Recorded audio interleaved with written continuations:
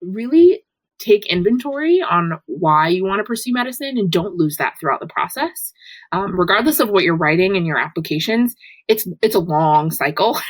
And really staying connected with the things that drew you to medicine can make all the difference. And it can reinvigorate you when you're really feeling down and out.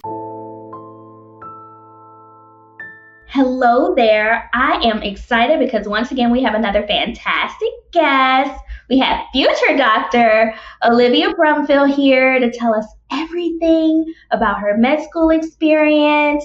So I'm just going to start by asking you to tell us a little bit about yourself and your journey to medicine. Yeah, thank you so much for having me. Again, I'm Olivia. I'm originally from Rochester, New York. Grew up there, went to high school in a rural town just outside the city, and ended up sticking around there to go to college. Once I got to college is when I really realized medicine might be what I want to do with my life. I sort of walked in with this vague idea of what is medicine, what does it mean to be a doctor, and is this something I'm capable of? But it wasn't until I dived into some of my clinical experiences throughout college and really invested myself in getting every opportunity to get in front of patients, get in the operating room, get in the clinic and see how things work that I realized, okay, this is really something I want to do. I was fortunate enough to be really well supported by some phenomenal mentors in college, and they really encouraged me to apply straight through, which was in hindsight a very stressful, expedited process, but it worked out for me. I'm so fortunate to be now starting my third year of medical school at Harvard Med School, and it's an honor to be here. I've absolutely loved my experience so far, and all the things that I thought I would be drawn to have been flipped on their head, and I'm exploring all of these different things now that I have access to see what doctoring is like behind the scenes and have an opportunity to participate in the care of patients. It's been phenomenal so far, and I can't wait to see what's next. That's so exciting. So a lot of students who listen to our podcast are more pre-meds, kind of thinking about if medicine's right for them. And we have, of course, medical students. So you're a medical student at Harvard. What are some tips that you have for students who may be prepping to apply for medical school this year? Yeah, there are tons of things to think about. I'm actually helping some folks through that process right now. And tips in general in terms of your mental health, outside of the application, is to take a breather. It's a lot at once, especially this time of year when secondaries are going to be rolling in soon. And the 4th of July weekend is notoriously a super busy time for secondaries. And it can be a lot to be confronted with 30 essays to turn around in 2 weeks or less. So it's really important to still take time for yourself and take breathers when you can. And remember that you are bringing yourself to this process. A med school is ultimately going to accept you for who you are, not whatever sort of fancy essay you can pull out of nowhere. Don't lose yourself in the process, because that's your best part. And also to really take inventory on why you want to pursue medicine and don't lose that throughout the process. Regardless of what you're writing in your applications, it's a long cycle. And really staying connected with the things that drew you to medicine can make all the difference. And it can reinvigorate you when you're really feeling down and out, or you're getting ready for interviews. Because losing that at such a critical time when you're trying to demonstrate that interest to folks can be really scary and destabilizing. And no one wants to face am I meant to do this when you're in the middle of the application cycle. So whether that's volunteering in your community, taking care of loved ones, engaging in research, whatever drew you to medicine, don't lose touch with that. It helps you in more ways than one. Absolutely. I couldn't agree more. It's kind of just finding your why. Mm-hmm. And you guys, there are a lot of students are applying, and a lot of people go into medicine thinking that they want to help people.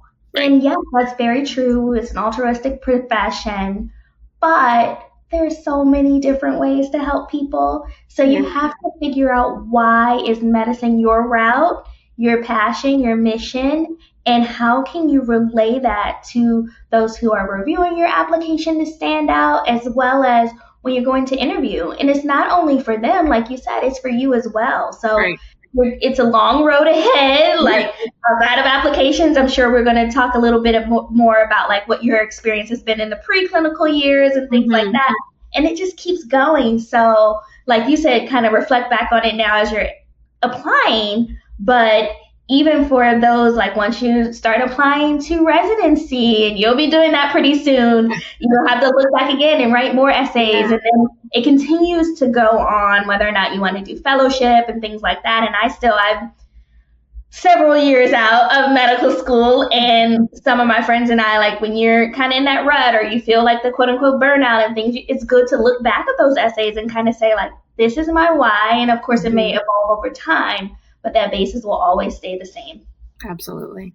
So if there was anything that you could do differently now that you're thinking back about when you were applying, for those who may be applying right now, is there anything else that you think you would have done a different way? Would you have applied to more schools? Would you have kind of limited your list?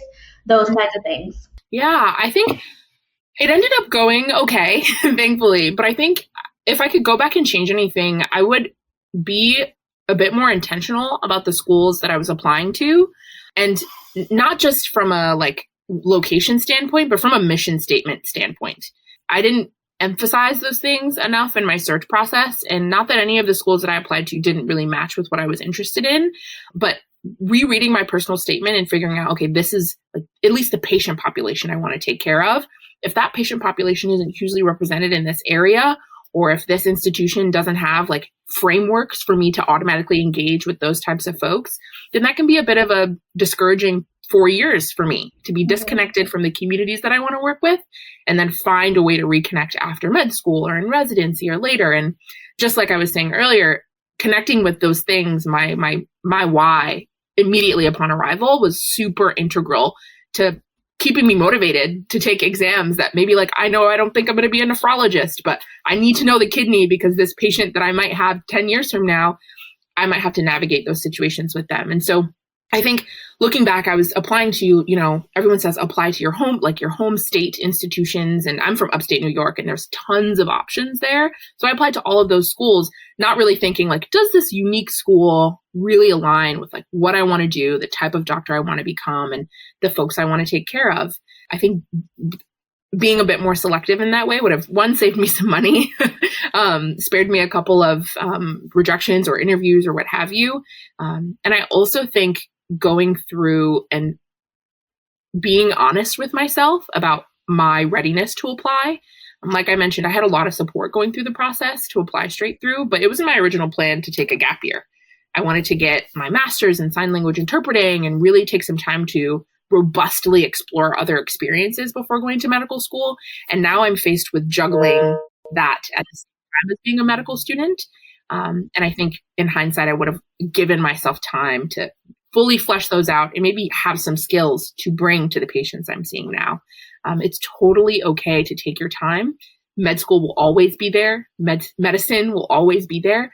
And you want to approach it when you're most ready, and being honest with yourself and saying, I need a little extra time, regardless of what those circumstances are, whether it be grades, family situations, or just you're not ready to dive in and go through this long tunnel of med school. That's totally okay. And being honest with yourself early can make a difference in the long run. I love that. I think you made two pivotal points. Firstly, you're interviewing these institutions as much as they're interviewing you. It has to be your space. So it's okay to kind of be judicious about where you're applying and make sure that it's in alignment with your goals and your mission, and their mission is similar. So if you are interested in social justice, like look at schools who have missions goal oriented towards that have the patient populations that you want. If you're interested in global health, like will you be able to do rotations away? Do they have partnerships with other institutions and things like that? If you want to go and explore indigenous health, like are there opportunities for that?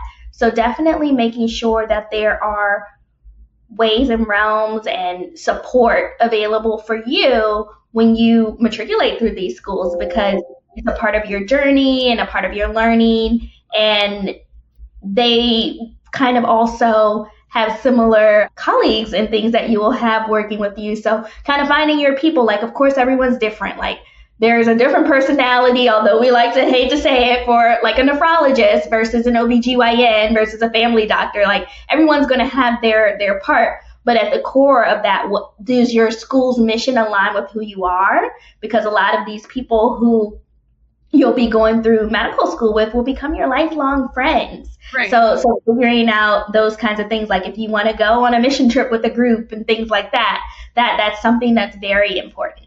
Mm-hmm. And then you also mentioned that it was important in hindsight, for you to think about considering a gap year. Mm-hmm. I always tell students, and I know you listeners are probably very sick of me saying this, but if there is absolutely anything you can see yourself doing besides being a physician, try that first. And if it's just still there, then totally go for it.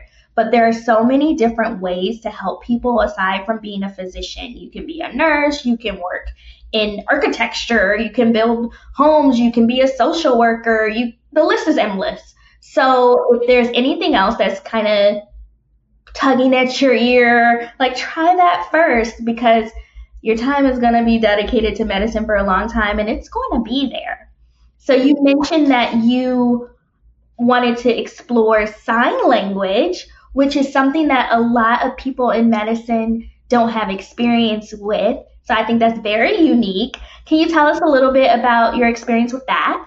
Yeah. So I sort of stumbled upon it on accident, which is a little embarrassing to admit because I grew up in Rochester, New York, which has one of the largest deaf populations per capita in the country.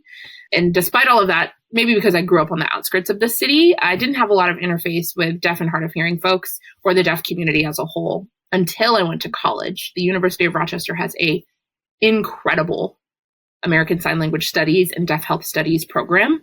And part of how the curriculum is laid out when you're going through there, you have to take a certain number of classes in the humanities. And I was looking for one, sort of open to anything, being curiosity driven. Someone suggested taking a sign language class. They were like, it's a really chill class, but you get so much learning, great exposure to a new community that you may not otherwise see. And on my very first day in this class, I was excited. Yeah, I'll learn a new language. Awesome. I was greeted by a gentleman and another woman next to him who were silent until all the students were in the classroom. And at one point, this gentleman with a very bushy mustache started signing at us, and the woman next to him was interpreting. Long story short, throughout the course of that day, he walked us through the syllabus, and she was sort of explaining and doing all the introductions. And at the end of the class, he signed and she spoke saying, I hope you enjoyed meeting the interpreter today. You're never going to see her again. The rest of this semester will just be us working it out, navigating this language barrier while also learning sign language at the same time. And in that moment, after about 30 seconds where my jaw was wide open, I realized this is going to be the most incredible experience. Never before had I been just placed for an allocated amount of time every day to just figure out how to communicate with someone and use every possible creative way to not just understand them, but understand their language all at once. By the end of that semester, and honestly, by the end of that first week, I wanted to major in American Sign Language. It worked out that I still pursued neuroscience as my undergrad major, but I minored in American Sign Language by the end. And pretty quickly, I got involved in some deaf health research projects. I started volunteering at the Rochester School for the Deaf and just immersing myself in the language and in the culture and in the phenomenal people that make it up. I've absolutely loved every experience so far, and discovering this interest of mine really rooted my passion for medicine. I never knew what specialty I wanted to do, but by the end of that year, I knew the population that I wanted to serve and how I wanted to serve them. And I realized that there was a big deficit in providers who are fluent in American Sign Language, in providers who are deaf. And so I knew this is a pocket of folks that I really wanted to uniquely care for. That's amazing. And you are so right. There are so many barriers to care for patients, especially people who speak different languages, even though America is so diverse. Mm-hmm. So on top of that, sign language is definitely something that we need more of, because our patients deserve appropriate care. And it just is definitely something that we need to talk more about and kind of maybe even have curriculums like that for people who are in medical school and things like that, because we need to spread the awareness and decrease the disparities among the deaf. Mm-hmm, definitely. And that was one of the things I looked for in my med school search process, probably the one I was really interested in. And programs like the University of Rochester, although I didn't go there, they have a really great deaf health pathway for their medical students. And it's programs like that students can look out for when trying to align their passions and interests with what that school prioritizes in the education of their medical students. Harvard doesn't have a program quite like that, but there are so many folks here doing the work, and a lot of community organizations that I've had the privilege of working with. That's awesome.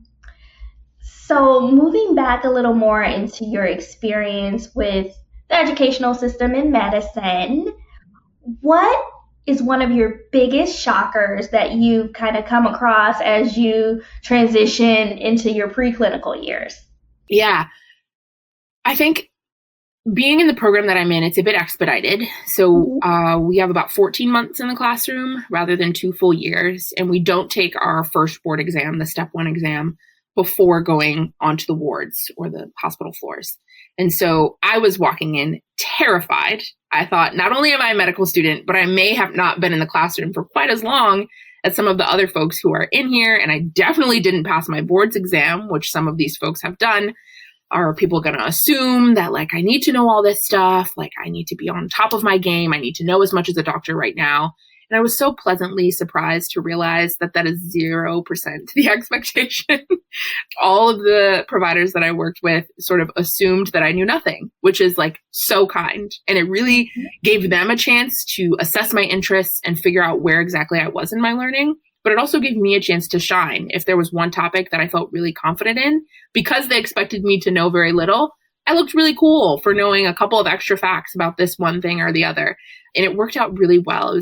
It's such a safe and engaging learning environment, which I was expecting it to be really scary and to be pimped every day and asked a bunch of questions. But everyone was really kind. That's a great part that I realized. One of the tough adjustments was no matter how prepared I was clinically, or how ready to learn I was clinically, a lot of the things that were slowing down the care of patients had nothing to do with medicine, which was a bit discouraging for me to realize. I always knew, the goal is to ultimately get people home, back where they heal the best, back where they're supported by family. But so many barriers to advancing care and getting folks home had nothing to do with whether they were medically ready or not. It was, we need to find them a rehab bed, and that might take 3 weeks to find. Or we need to make sure they have the right supports at home, which means we need to get a visiting nurse service, but they can't afford the visiting nurse service. Or they are experiencing homelessness and we don't know where to send them. Therefore, they're going to just board at the hospital despite being medically ready until we can find them someplace to go. And while I was reassured by the fact that the hospital never put people out who were unready, I was discouraged that there wasn't more that I could do at my current level of training, and oftentimes at the residents or attendings level of training, to advance their care. And it really exposed an area of healthcare that I want to learn more about and find out more ways that I can intervene. Because no matter how much I study in my textbook, I can only create so many rehab beds, et cetera, et cetera. So it was a tough transition, and I'm getting more and more used to it and getting more confident in my ability to relay these problems to patients and to families. But I'd like to eventually have some more answers to give them. Absolutely. I couldn't agree more. And that kind of ties into probably one of the questions that I have for you in terms of, now that you've participated in the wards and there have been some shockers, like you said, a lot of this isn't necessarily what to do with the patient, but it's the resources that we need that are kind of messing us up with the system. What, if you had a magic wand, would be one thing that you would change about the healthcare system? I can only pick one. I'll give you 3.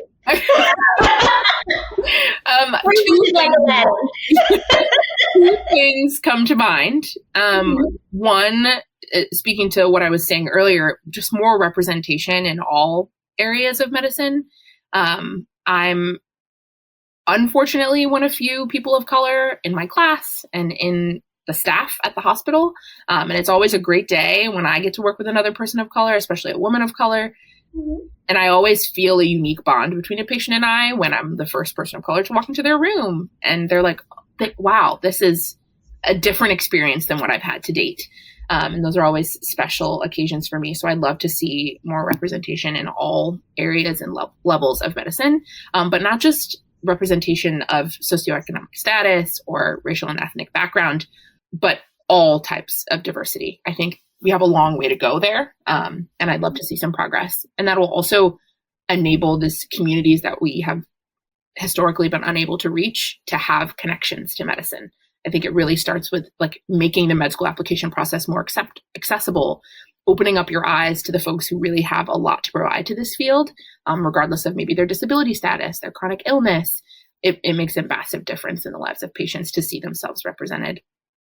That's one thing. Another thing I would change is exactly what I was just saying, like more infrastructure to support folks after they've been taken care of from a medical sense. There are so many great institutions a stone's throw from where I am in Boston, and somehow, some way, patients are still able to fall through the cracks, or we send them home thinking they have the right resources, but something doesn't get tackled, whether there's a miscommunication between the family and the provider or what have you. I think we have a long way to go to making medicine accessible from a literary standpoint, from a communication standpoint to folks, whether that's language or what have you. I think that's a big one. And my third one, which hopefully will be solved sometime soon, but I think we're far from it, is just the financial cost of medicine. I just got a bill the other day that I thought like, oh, I like am doing my part. I like am in a position to afford insurance. And then I got slapped with this bill that I simply cannot afford and had to like get on the phone with collections for forever. And that in and of itself could be enough to scare someone from ever seeking care again, because that one bill may be devastating for their family. So if I could wave a magic wand, I would just say like patients should never be in a position to have to choose between their well-being and their pockets. I think we should make things a lot more affordable. Absolutely. And my final question for you, since you're a current student, you're living the life, if there is anything that you would change in the medical education realm? That's a tough one. I think, that's really tough. There's so much I would like to change. And I do think that the ideal medical school education program that gave you an equal and adequate exposure to all the parts of medicine isn't possible in 4 years. Just going through, like, I was on the surgery rotation for the past 3 months, and there are like upwards of 5+ subspecialties of surgery that I will simply never see now. Because I don't think I'm going to be a general surgeon, but that surgery experience was all I got of it. And like, I won't see ortho or ENT, which are like tons of my classmates are interested in. And maybe that experience would have made the difference for me, but I won't know. So I imagine in an ideal medical education program, balancing exposure to things that folks may not have otherwise seen with connecting maybe an individualized experience, if possible, with like what students come in, not necessarily specialty interest wise, but like what their values are, the folks that they want to take care of, and finding ways to connect students with those things early and often in a longitudinal way, which I think can better guide them in choosing their specialty choice, but also help them not lose track of what brought them to medicine in the first place. On the cusp of my third year here, myself included, and a lot of my classmates were experiencing a little bit of burnout. Our clerkship year is a long one. And I think if we didn't take the initiative to stay connected to the research efforts we want, or the patient populations, or the phenomenal mentors we want, we would really run out of steam pretty quickly. So finding a way to balance that with equal and adequate exposure to things, even if someone thinks they're not interested, it's still important to see it, I think would be great. And also, we don't learn enough about, sorry, I'm really going on a rant here. Well, I love it. We need to get these messages out there so that as the curriculums evolve, we'll have options. Yeah, I think I'm creating the experience now for myself, but learning more just about the healthcare system. Some places don't offer that as an opportunity. We have an essentials course that we take for 2 months out of our entire 4 years that's dedicated in part to learning, like, how do doctors get paid? How does insurance work? How do patients get billed? Like, what are the barriers to care in that specific sphere? I think that's like years worth of education that we could all benefit from, and finding a way to integrate that early so that there isn't a shock when you start your clerkship year about what those barriers are would be wonderful. Absolutely. I couldn't say it better myself. I think that learning the business of medicine is essential. Yeah. It probably should be a prerequisite in the future before even knowing if you want to pursue medical school, because there are so many things outside of medicine, like you said, that prohibit the care of patients. And a lot of that stress does end up falling on the physicians because we are altruistic and we do want to provide for our patients. So it can wear on you. So it's wonderful that you are seeking that external learning. So I love it. Now, you've shared so many pearls of wisdom. I'm sure that the students were taking notes on how they should approach their applications and all of those kind of things, and what schools they apply to and what they plan to learn in the preclinical years and things and the clinical years. So I'm just going to give you an opportunity to say goodbye to our audience and let them know how they can reach out to you on the socials. Awesome. Thank you again so much for having me. It's been an absolute pleasure talking to you and hopefully spreading some valuable information to folks listening. In my sort of goodbye, I want to remind folks, again, like I said, don't lose track of your why. Whatever it is, all whys are welcome. Just make sure you stay deeply connected to that and be okay if your why leads you in a bunch of different directions that possibly aren't medicine. At the end of the day, this is your life and you want to choose a career that will fulfill you long term. And I hope it's medicine. I hope to see you on the wards one day. But if it's not, that's also okay too. And I'll hopefully interact with you in another way in the care of someone. I have an Instagram that I can write down. It's pre.meducation, pre.meducation.